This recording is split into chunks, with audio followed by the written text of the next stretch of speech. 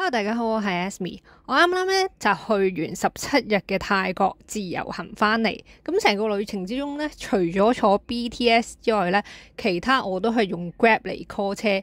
今年我就冇用煲嘅，因為我今年咧就試用咗 Grab 嗰個 Grab Unlimited。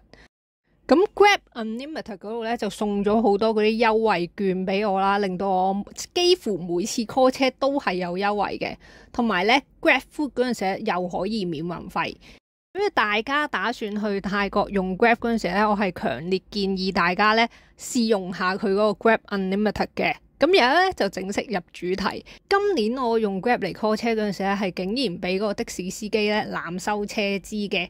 咁話說喺4月28號嗰陣時咧，咁我就由一間喺 JJ Market 附近嘅酒店搬去另外 Lala 附近一間酒店嘅。咁我係用 Grab 入邊嘅 Just Grab 嚟 call 車。Just Grab 咧就即係可能係的士或者係私家車。咁咧當日嚟嗰架車咧係的士嚟嘅。咁喺個車程裏邊，個司機有問我上唔上高速公路嘅，我話好啦，上啦。咁我見到嗰個司機係俾咗一次嗰個幾十泰銖嘅 toll fee 啦。咁但係咧之後到去嗰個酒店嗰度，我係即刻 check 嗰個賬單嘅，因為我本身嗰個 Grab 咧我係連咗去 credit card 嗰度嘅。一 check 個賬單咧，就竟然發現到嗰個 toll fee 佢收咗85G。咁我就問嗰個酒店嘅職員啦，咁佢哋咧都覺得個司機咧係應該係多收咗我嗰個 toll fee 嘅。咁我就即刻喺 Grab 嗰度投訴啦。咁最後係成功退款嘅。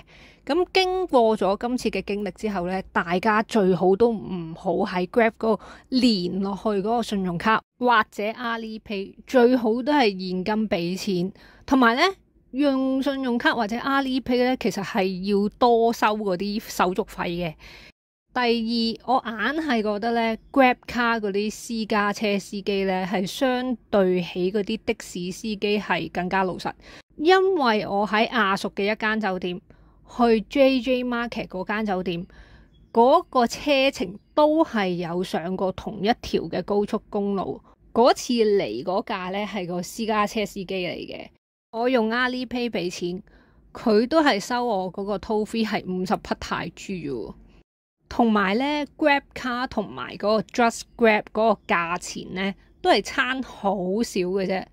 所以自從今次之後咧，我係少咗用 Just Grab 嘅，我係 Grab 卡多咗嘅。好啦，今條片係咁多啦。我今日又想問下大家，有冇試過喺 Grab 或者喺 Bolt 嗰度 call 車，係試過俾嗰啲司機濫收車資呢？今條片係咁多啦，大家記得 Like、Subscribe、Comment 同埋撳埋個鐘仔。嚟緊仲有好多泰國片嘅，下條片見，拜拜。